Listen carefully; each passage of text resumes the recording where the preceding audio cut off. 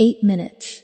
That's all it took to empty almost everything I had built in 8 years. I was in the barn, kneeling in the straw, running cold water over a mare's bruised leg, when $47,000 walked out of my business account in 3 quiet transfers. I didn't hear a thing. No alarm, no crash. Just a horse breathing against my shoulder, and the hose hissing in my hand. The man who took it was standing behind my register at the time, a beer in his hand, smiling at my cousins. He'd held my niece at her baptism. He called me family. I spend my days reading Damage in Animals, the way a mare pins her ears when she's been struck before, the way a rescued gelding flinches at a raised hand. 8 years of that, and I got good at spotting the predator before it moved. But here's the thing nobody tells you. The most dangerous predator isn't the one that bites. It's the one who smiles at your table and calls you family. I didn't know that yet. I was still in the barn, telling myself everything was fine. It wasn't. My name is Chelsea. I'm 33, and I run a horse rescue ranch in rural Virginia. I didn't grow up dreaming about horses. I grew up the daughter of a cafeteria worker and a machinist. And my first career was numbers. 3 years as a staff accountant at a small firm, reconciling ledgers, filing quarterly taxes for local businesses. Steady work. But every Saturday, I drove out to help a neighbor with her horses. And every Monday, I sat at my desk thinking about fences instead of spreadsheets. At 25, I found 12 acres with a barn that had more holes than roof. My savings and a small loan covered the down payment. That first winter, I had 5 rescue horses and a space heater I carried between stalls because the barn had no insulation. I learned fence repair from videos and equine nutrition from a retired vet down Route 11. I learned that if you show up at 5 every morning and do the ugly work nobody wants, eventually, the ugly work turns into something real. 8 years later, Ashton Ridge Rescue boarded 22 horses. I ran a farm store out front. Leather goods and honey and preserves I made myself. I built a free therapy program for veterans with PTSD. And every single night, I sat at my desk and reconciled the day's numbers. Feed, vet bills, boarding fees, down to the cent. That habit would save my ranch. I just didn't know it yet. My sister Paige is 4 years younger. Growing up, we shared a bedroom, a bus stop, a hand-me-down coat. She was the pretty one, the social one. I was the one who balanced Mom's checkbook when Dad got sick. Paige married Garrett Hollis after knowing him 7 months. Garrett was the kind of man who could talk for 20 minutes without saying anything true. Good handshake, wide smile, and a habit of steering every conversation toward money, specifically other people's. The first time he visited, he walked my property like a buyer. This place must be worth $500,000. Pretty good for a girl who used to do other people's taxes. I didn't correct him. I poured him iced tea and showed him the barn. That was my pattern. Not confronting, just absorbing. Then there was Mom, Linda, widowed 6 years, living alone in the house she raised us in. She wanted one thing more than anything, her family together, getting along. You girls are all I have, she said, at least once a month. So I hosted everything, every holiday, every birthday, at my ranch, on my dime. But I had no idea how bad it was about to get. It started with $3,000. 18 months before the reunion, Garrett called on a Wednesday night. His truck needed a transmission. The shop wouldn't release it without payment, and he needed the money that hour. I sent it. He said 2 weeks. 18 months later, I was still waiting. I brought it up exactly once, at a Sunday dinner. Garrett laughed and waved his fork. Come on, Chels. We're family. Mom nodded along. Paige stared at her plate. I let it go, because $3,000 wasn't worth losing my sister. That's the math you do when you love someone. You weigh the money against the relationship, and you let the money lose. The problem is, people like Garrett never stop doing that math in their favor. There was one other thing I should have noticed. Months earlier, in the farm store, Garrett had asked me, casual as anything, "You use QuickBooks, or what?" I told him I just used my bank's business app on the store tablet. I thought he was making conversation. He was taking inventory. Mom called in May with the reunion idea. The whole family, aunts, uncles, cousins, at the ranch, while we're all still healthy enough to enjoy it. I said yes, because I always said yes. 3 weeks of prep, rented tables, hired a barbecue outfit, strung lights, opened the farm store.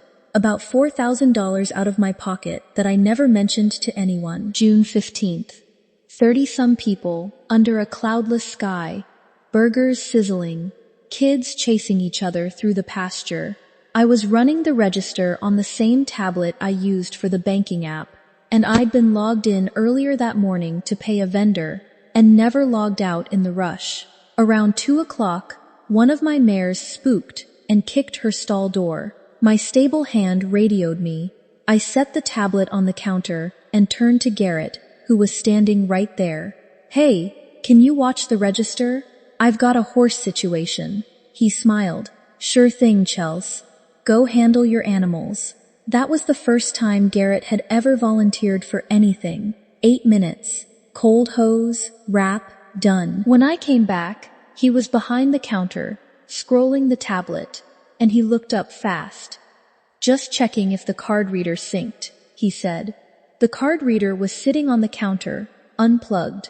The banking app was minimized in the background. I closed it, set the screen lock, and moved on. Because this was a family reunion, and your brain files things like that under odd and keeps walking.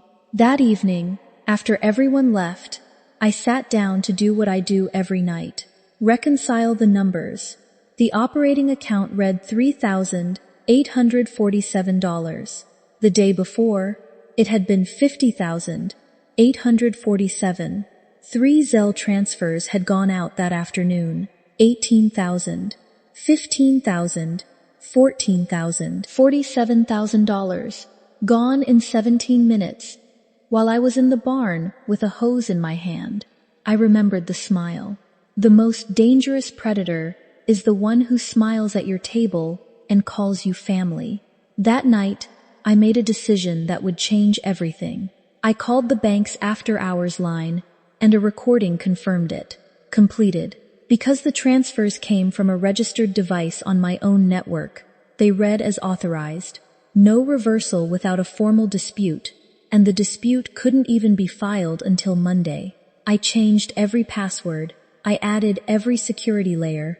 I did everything right.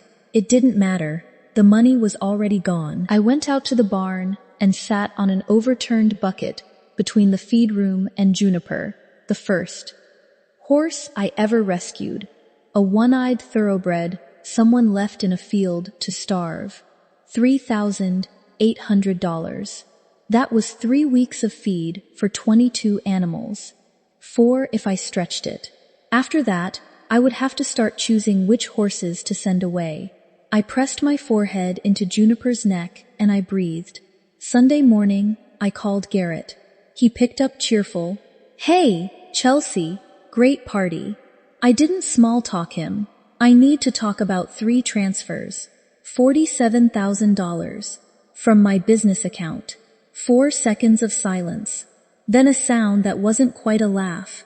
"Oh, that. Yeah, listen. We needed it." Paige didn't want to ask because she knew you'd make it into a whole thing. "We'll pay it back. That's not borrowing, Garrett. That's theft." And then the charm drained out of his voice, like water through gravel. "Theft? Come on. We needed it more than you. You've got your ranch, your horses, your little store, and frankly, you owe your sister. She's been watching you play farmer princess for years." I hung up. My hands were shaking, not from fear, from the hard, clean edge of understanding. This wasn't a man who felt guilty about taking. This was a man who felt entitled to it. Monday, Mom called before I'd finished feeding. Honey, he borrowed it. There's a difference. Family doesn't keep score. Family doesn't keep score. I'd heard that line my whole life. When I paid for Paige's car repair, when I covered Mom's dental bill, the score was always the same. Chelsea gives, everyone takes, and anyone who notices the pattern is the problem. Mom, 47,000 isn't a score. It's my payroll. It's my feed bill. If I don't get it back, I start losing animals. Just let it go, Chelsea. I don't want this to tear the family apart. I looked out the window at 22 horses grazing on borrowed time. Letting it go meant letting the ranch go. And the ranch was the only thing in my life that had never lied to me. I realized then, no one was coming to save me. I had to save myself. So I went back to the thing I trusted. Numbers. Monday afternoon, the bank manager turned her monitor toward me. The transfers were time-stamped 2:14, 2:22, and 2:31. The exact window I'd been in the barn. From our end, they read as authorized, she said. We can't reverse them without a police report establishing unauthorized access. The system was telling me that because the thief used my device, it was my problem. Fine. Then I'd build a case the system couldn't argue with. I called Ruth, the CPA who'd done my ranch taxes for 6 years, the most methodical woman I've ever met, the kind who color codes her grocery list. She came out Tuesday evening with her laptop and traced where the money went. 18,000 went to a company called Hollis Property Group, an LLC that had been dissolved 6 months earlier, a dead company. 14,000 went to an online sports betting platform, and 15,000 landed in Garrett and Paige's joint account. Then came out as cash at ATMs over 48 hours, 4 withdrawals of $37.50 each, just under the daily limit. No trail after that. Chelsea, Ruth said quietly, this isn't borrowing. The money was moved, split, and cashed out in 2 days. That's concealment. A prosecutor would call this larceny by unauthorized access. Week by week, quietly, methodically, I gathered everything. The bank's device log, Ruth's forensic summary, a signed statement from my stable hand confirming I was in the barn at the exact timestamps. Then I drove to the sheriff's office and asked for Deputy Beckett, a man I knew from my veterans program.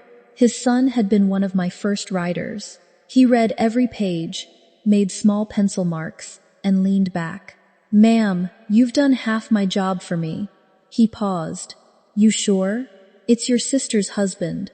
He took the money that feeds 22 rescue horses and put it on football games. So yes, I'm sure.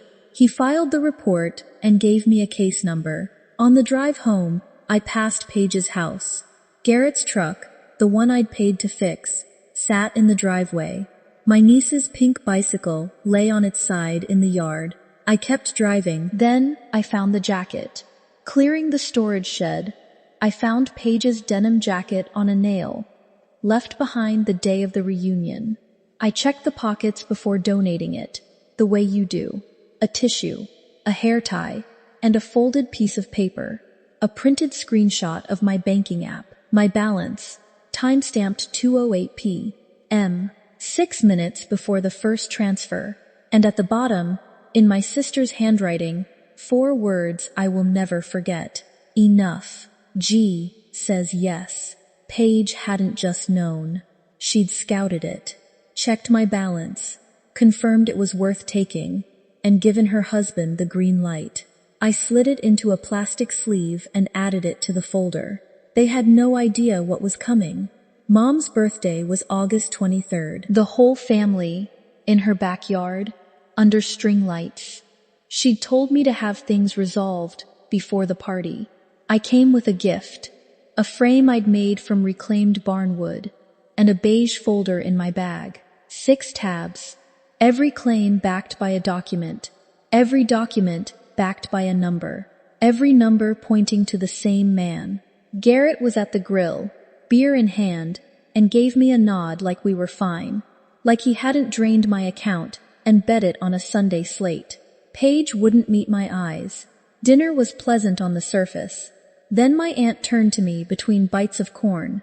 "So, Chelsea, how's the ranch? Paige mentioned you've been having some money trouble." I put down my fork. I reached for my bag. "Actually, I'm glad you brought that up. I'm not having money trouble. Someone took my money." I stood, not dramatically, just the way you stand when you want a room to hear you clearly, and laid the first page on the table. On June 15th, during this family's reunion at my ranch, 3 transfers totaling $47,000 left my business account from my tablet. During the 8 minutes I was in the barn with a horse. Garrett set his beer down. "Chelsea, what the hell are you doing? This is your mother's birthday." I looked at him the way I look at a horse about to bolt. Steady eyes. No sudden moves. "I know what day it is, Garrett. Do you know what day June 15th was? That was the day you transferred $47,000 to your accounts." The backyard went silent. Even the crickets seemed to stop. He recovered fast. He'd had 2 months to rehearse. "I borrowed it. I told her I'd pay it back. She's turning a family matter into a federal case." I handed the next page to my uncle. "This is a forensic summary from a CPA. 18,000 went to a company that had been dissolved for 6 months. 14,000, I looked straight at Garrett, went to an online sports betting site." The air changed, the way it does before rain. My aunt set down her fork. My cousin covered her mouth. I turned to my sister. 15,000 went to your joint account, withdrawn in cash within 2 days. Then I held up the plastic sleeve. "This is your handwriting page. I found it in your jacket. It says, 'Enough.' G says yes. Time-stamped 6 minutes before the first transfer." Page went white. My uncle said, "Good God." Garrett shot to his feet, fists clenched, and reached for the last tool he had. "Volume. You're trying to destroy this family. Over money. Over $47,000 of hay money, and vet bills, and the only paycheck I can offer. The one employee I have," I said. "Money you put on football." His mouth opened, then closed. He hadn't known I'd traced the gambling. He'd assumed it was buried deep enough. But numbers don't bury. They surface. That's what they do. He turned to Mom, desperate. "Linda, she's got more than all of us combined. 47,000 is nothing to her. She won't even miss it. It's not nothing to the 22 horses who depend on me to eat," I said, even and quiet. "It's not nothing to the veterans who drive 40 minutes for therapy I give away for free." I felt the room turn like a tide. My aunt nodded, small and firm. My cousin was watching Garrett the way you watch someone you've already made up your mind about. Garrett found no ally, no foothold. He leaned in, voice dropping low. "You'll regret this. I promise you." That was when 3 firm knocks landed on the front door. Mom went to answer it. Deputy Beckett stood on the porch in full uniform, his partner a step behind. He walked through to the patio. His eyes swept the table, the cake, the open folder, and landed on Garrett. "Mr. Hollis, I have a warrant for your arrest. Larceny by unauthorized access to a computer." In that backyard, under those string lights, the words sounded like something falling from a great height. Garrett stared at me. "You actually did it. I told you on the phone, Garrett. What you did wasn't borrowing." The cuffs clicked. Paige screamed. And I finally understood the smile from the reunion completely. The most dangerous predator is the one who smiles at your table and calls you family. I'd been looking at him the whole time, and only now could I see it. The cake sat untouched in the middle of the table. "Happy 58th, Linda," in blue frosting. Nobody cut it. Garrett took a plea. The felony was reduced in exchange for a guilty plea, full restitution, community service, 2 years of probation, and mandatory gambling counseling. The restitution comes in garnished from his wages, about $1,300 on the first of every month. Slow, but enforceable. The court didn't charge Paige. but her note went into the file. It will be there forever. By spring, the ranch was whole again. An emergency credit union loan carried me through the worst months. My feed supplier extended me terms without being asked. I took in 2 new rescues over the winter. 24 horses now. Revenue at the farm store is up 20%. The veterans program runs 2 groups a week. Mom comes by every other Sunday. She has never once said, "Family doesn't keep score again." The last time, on my porch, she said, "I'm sorry, Chelsea, for all of it." No hedging. No qualifiers. I told her I forgive her, and I meant it. Forgiveness isn't forgetting, and it isn't going back. It's just deciding that carrying the anger costs more than setting it down. But I set a boundary too. My money is mine. My ranch is my business. If anyone needs help, they ask. They don't take, and I decide. Paige brought the kids out a few weeks later. She wouldn't cross the fence line, like she needed permission to be on my ground. She asked if it would ever be the same between us. I watched my niece press her forehead to Juniper's muzzle, and I told her the truth. The kids are welcome anytime. But us? I need time. Maybe a lot of it. I used to think being the strong one in a family meant carrying everyone. It doesn't. Being strong means knowing when someone is reaching into the load to take from it instead of adding to it, and having the quiet courage to set the weight down. My ranch didn't survive because I gave everything away. It survived because I finally learned what was mine to protect. I didn't get an apology that fixed everything. I got something better. I got to keep what I built.